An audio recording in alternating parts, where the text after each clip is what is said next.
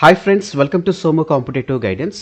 ఈరోజు వీడియోలో మనం డిఎస్సి ఆన్లైన్ అప్లికేషన్ అనేటువంటిది స్టెప్ బై స్టెప్ ప్రాసెస్ మీకు చూపించడం జరుగుతుంది అనమాట అండి. నిన్నటి దిన ముందు ప్రెస్ నోట్లో online application DSC online application అనేటువంటిది సెప్టెంబర్ 20 అంటే ఈ రోజు నుంచి ఆన్లైన్ అప్లికేషన్ స్టార్ట్ అవుతుందని చెప్పేసి, ఆన్లైన్ అప్లికేషన్ ఎండింగ్ డేట్ వచ్చేసి అక్టోబర్ 20 వరకు ఉందని చెప్పి తెలపడం జరిగిందనమాట అండి. దీనికి సంబంధించిన లింక్ అనేటువంటిది school.edu.telangana.gov.in పొందుపరిచినట్లుగా నిన్నటి దిన ముందు రిలీజ్ చేసినటువంటి డిఎస్సి ప్రెస్ నోట్లో మనకు తెలపడం జరిగిందనమాట అండి. ఇప్పుడు మనం డైరెక్ట్గా ఆ వెబ్సైట్లోకి లాగిన్ అయ్యి ఏ రకంగా మనం ఆన్లైన్ అప్లికేషన్ ఫిల్ చేయాలనేటువంటి దానికి సంబంధించినటువంటి వివరాలు ఇప్పుడు మనం చూద్దాం అనమాట అండి. వివరాల్లోకి మనం వెళ్ళినట్లయితే కనుక ఫస్ట్ ఆఫ్ ఆల్ మనం school.edu.telangana.gov.in అనేటువంటి దాన్ని క్లిక్ చేసిన తర్వాత మనకి ఈ రకంగా హోమ్ పేజ్ అనేటువంటిది రావడం జరుగుతుంది అనమాట అండి. ఇందులో మీరు చూసినట్లయితే మొత్తం 3 న్యూ నోటిఫికేషన్స్ అనేటువంటిది రావడం జరిగింది అనమాట. ఇందులో మనం చూసినట్లయితే కనుక ఇదేమో టీచర్స్ సంబంధించిన ట్రాన్స్ఫర్ సంబంధించిందండి. నెక్స్ట్ చూసుకున్నట్లయితే కనుక డిఎస్సి డిస్ట్రిక్ట్ వైజ్గా మనకి ఫస్ట్ టోటల్ వేకెన్సీస్ అనేటువంటిది ఇవ్వడం జరిగింది. తర్వాత దాన్ని కేటగరైజ్ చేస్తూ కేటగిరీల వారీగా ఎన్ని పోస్టులు 33 డిస్ట్రిక్ట్ గాను ఇవ్వడం జరిగింది అనేటువంటిది ఇందులో మీకు పొందుపరచడం జరిగింది అనమాట. ఈ click here for direct recruitment of DSC 2023 మీరు క్లిక్ చేసినట్లయితే కనుక డైరెక్ట్ మనం ఆన్లైన్ అప్లికేషన్లోకి వెళ్ళిపోవడం జరుగుతుంది అనమాట అండి. ఇది మీరు క్లిక్ చేసిన వెంటనే మనకు ఈ రకంగా ఒక హోమ్ పేజ్ అనేటువంటిది ఓపెన్ అవ్వడం జరుగుతుంది అనమాట. ఇందులో మనకి మెయిన్గా త్రీ పార్ట్స్ అనేటువంటిది చూపించడం జరుగుతుంది అనమాట అండి. ఇందులో మీరు చూసుకున్నట్లయితే ఫస్ట్ పార్ట్ వచ్చేసి registration and fee payment, second part వచ్చేసి fill online application, third part వచ్చేసి నో యువర్ పేమెంట్ స్టేటస్ అనేటువంటిది ఇవ్వడం జరిగింది అనమాట. ఫస్ట్ పార్ట్లో చూసుకున్నట్లయితే కనుక ఫస్ట్ మీరు రిజిస్ట్రేషన్ అదే రకంగా ఫీ పేమెంట్ అనేటువంటిది చేసుకోవాలన్నమాట అండి. నెక్స్ట్ దాంట్లో ఆన్లైన్ అప్లికేషన్ పూర్తి డీటెయిల్స్ అనేటువంటిది మీరు ఇవ్వాలి. థర్డ్ దాంట్లో చూసుకున్నట్లయితే కనుక మీ యొక్క పేమెంట్ స్టేటస్ అనేటువంటిది తెలుసుకోవడం జరుగుతుంది అనమాట అండి. ఆన్లైన్ అప్లికేషన్ ఫీజు చూసుకున్నట్లయితే కనుక 1000 రూపాయలుగా ఉండడం జరుగుతుందండి. అదే రకంగా ఎస్సీ ఎస్టీ కేటగిరీస్ చూసుకున్నట్లయితే ఉమెన్స్ చూసుకున్నట్లయితే కనుక ఫీజు పేమెంట్ అనేటువంటి తగ్గడం జరిగింది. ఇది మీరు మైండ్లో పెట్టుకుని మీరు ఫిలప్ చేసేటప్పుడు మీ యొక్క క్యాస్ట్ అదే రకంగా మీ జెండర్ అనేటువంటిది కంపల్సరీగా మెన్షన్ చేసేటప్పుడు జాగ్రత్తగా మెన్షన్ చేయండి. ఏ రకంగా మనం ఇప్పుడు ఆన్లైన్ అప్లికేషన్ లేకపోతే ఫస్ట్ రిజిస్ట్రేషన్ ఏ రకంగా చేసుకోవాలనేటువంటిది మీకు చూస్తానండి. దీన్ని మీరు క్లిక్ చేసిన వెంటనే first part registration and fee payment అనేటువంటిది మనం క్లిక్ చేసిన వెంటనే మనకి ఈ రకంగా ఒకటి పేజ్ అనేటువంటిది ఓపెన్ అవ్వడం జరుగుతుంది అనమాట. ఇందులో మీరు చూసుకున్నట్లయితే కనుక రిజిస్ట్రేషన్ ఫామ్ అని మీకు ఓపెన్ అవ్వడం జరుగుతుంది కదండి. ఇందులో మీరు చూసుకున్నట్లయితే ఫస్ట్ ఆఫ్ ఆల్ మీ యొక్క ఆధార్ నెంబర్ అనేటువంటిది మీరు ఇవ్వాలండి.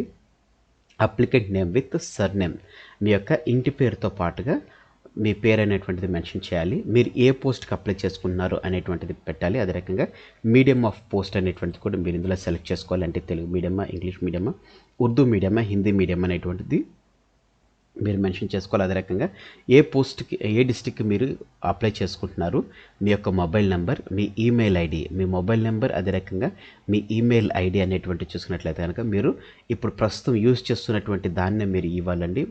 వర్క్ చేయనటువంటి మొబైల్ నెంబర్ని అదే రకంగా వర్క్ చేయనటువంటి ఈమెయిల్ ఐడిని ఇచ్చినట్లయితే కనుక మీరు తర్వాత ఎన్నో ప్రాబ్లమ్స్ అనేటువంటి ఫేస్ చేసుకోవడం జరుగుతుంది అనమాట అండి. మీకు డైలీ అప్డేట్ అనేటువంటిది అంటే మీ యొక్క ఎగ్జామినేషన్ డేట్ దగ్గరకు వచ్చినటువంటి అప్డేట్ కానీ లేకపోతే ఓటీపీస్ కానీ ఇవన్నీ మీకు వర్కింగ్ మొబైల్ నెంబర్ ఈమెయిల్ ఐడీస్కి ఇవ్వడం జరుగుతుంది. కాబట్టి కంపల్సరీ వర్కింగ్లో ఉన్నటువంటి వాటిని ఏంటి అదే రకంగా మీ యొక్క కమ్యూనిటీ మీరు ఒకవేళ ఎస్సీ అయితే ఎస్సీ, బీసీ అయితే బీసీ, ఓసీ అయితే ఓసీ, ఏ క్యాస్ట్ అయితే కనుక ఆ క్యాస్ట్ని మీరు మెన్షన్ చేయండి.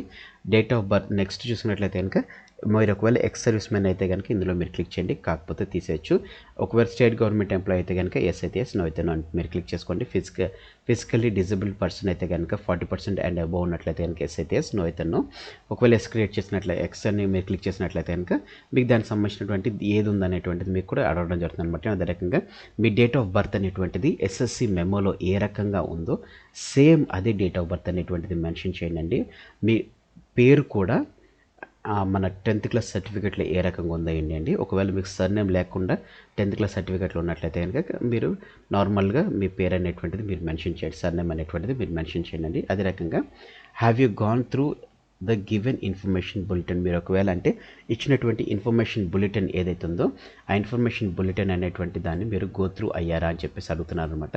ఇన్ఫర్మేషన్ బులెటిన్లో మీరు చూసుకున్నట్లయితే కనుక మనకు పీడిఎఫ్ ఫైల్ అనేటువంటిది పొందుపరచడం జరిగింది అనమాట అండి. మీరు ఏ రకంగా ఏ పోస్టులకు ఏ రకంగా మీరు అప్లై చేసుకోవాలనేటువంటి ఇన్ఫర్మేషన్ బులెటిన్ అనేటువంటిది మీకు అందులో పొందుపరచడం జరిగింది అనమాట అండి. అదే రకంగా are you qualified as per the given information information bulletin అనేటువంటిది వేయడం జరిగింది అనమాట. మీరు ఒకవేళ ఎస్ అయితే ఎస్, నో అయితే నో అని.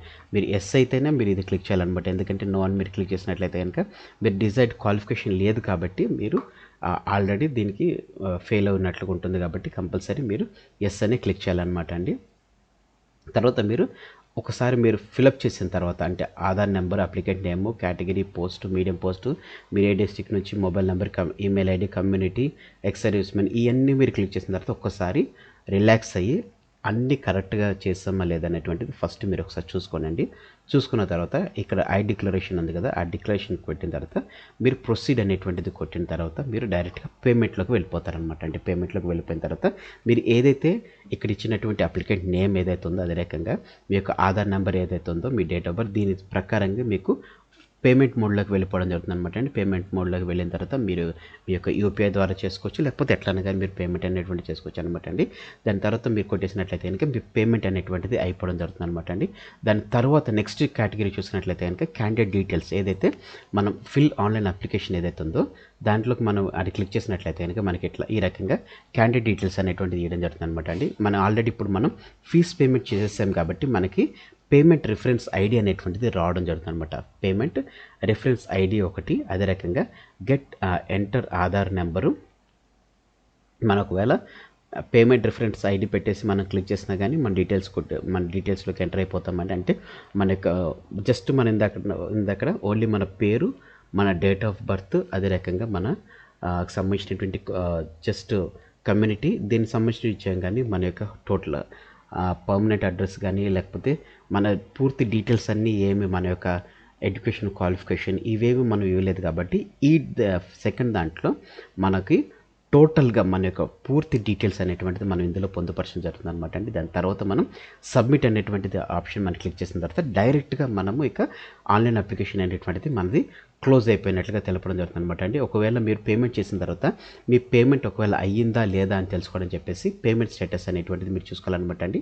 ఈ పేమెంట్ స్టేటస్ గురించి మీరు చూసుకున్నట్లయితే కనుక మీ యొక్క ఆధార్ నెంబర్, అదే రకంగా ఎస్ఎస్సి సంబంధించిన డేట్ ఆఫ్ బర్త్, మీరు ఏ పోస్ట్కి అప్లై చేసుకున్నారు, ఏ మీడియం పోస్ట్కి అప్లై చేసుకున్నారని మీరు సెలెక్ట్ చేసి దాన్ని టైప్ చేసిన దాని తర్వాత మీరు సబ్మిట్ కొట్టినట్టయితే కనుక మీ పేమెంట్ స్టేటస్ అనేటువంటి చూపిస్తుంది. మీరు సెకండ్ పార్ట్లోకి అంటే మీ యొక్క ఆన్లైన్ అప్లికేషన్ ఫిల్లింగ్ దాంట్లోకి వెళ్ళేదానికంటే ముందుగా మీరు ఫస్ట్ ఆఫ్ ఆల్ ఇది చూసుకోండి. ఫస్ట్ మీ పేమెంట్ స్టేటస్ అనేటువంటి చూసుకోండి. పేమెంట్ స్టేటస్ అనేటువంటిది సక్సెస్ఫుల్గా అయిపోయిందని వచ్చిన తర్వాత మీరు సెకండ్ పార్ట్లోకి వెళ్ళినట్లయితే కనుక మీకు ఈజీగా ఉంటుంది కాబట్టి తప్పనిసరిగా మీరు ఈ థర్డ్ పార్ట్ చూసుకున్న తర్వాత సెకండ్ పార్ట్ ఆన్లైన్ ఫిల్అప్లోకి మీరు వెళ్ళిపోవడం అనేటువంటిది మీకు ఈజీగా ఏ విధమైనటువంటి ప్రాబ్లమ్స్ లేకుండా ఉండడానికి మీకు జరుగుతుంది అనమాట అండి. సో ఫ్రెండ్స్, మీరు డిఎస్సికి అప్లై చేసుకునేటువంటి వారు చూసుకున్నట్లయితే కనుక first registration and fee payment చేసుకోండి. అండ్ ఈ రిజిస్ట్రేషన్లో మీ యొక్క డీటెయిల్స్ ఇచ్చిన తర్వాత ఫీజ్ పేమెంట్ అనేటువంటి చేయడం జరుగుతుంది అనమాట. మీరు ఇచ్చినటువంటి పోస్ట్కి మీరు ఉన్నటువంటి కేటగిరీకి ఒకవేళ ఉమెన్స్ అదే రకంగా ఎస్సీ ఎస్టీ ఈ ఓబీసీ కేటగిరీ చూసుకున్నట్లయితే కనుక మీకు 400 ఉంటుంది కాబట్టి మీ ఫీ పేమెంట్ అనేటువంటి చేసిన తర్వాత ఇక్కడ మీ యొక్క ఫీ పేమెంట్ స్టేటస్ అనేటువంటి చూసుకోండి. ఫీ పేమెంట్ స్టేటస్ చూసుకున్న తర్వాత దెన్ సెకండ్ ఫిల్ ఆన్లైన్ అప్లికేషన్లోకి మీరు వెళ్ళినట్లయితే మీకు ఏ విధమైనటువంటి డిస్టర్బెన్స్ లేకుండా మీ ఆన్లైన్ అప్లికేషన్ అనేటువంటిది ఈజీగా స్మూత్గా అవ్వడానికి మీకు యూస్ఫుల్ అవుతుంది. కాబట్టి ఈ రకంగా మీరు డిఎస్సికి సంబంధించినటువంటి ఆన్లైన్ అప్లికేషన్ అనేటువంటి చేసుకోండి. సో ఫ్రెండ్స్, ఇదండి ఆన్లైన్ అప్లికేషన్ సంబంధించినటువంటి process. Thanks for watching the video. Have a nice day. All the best for your exams. Bye.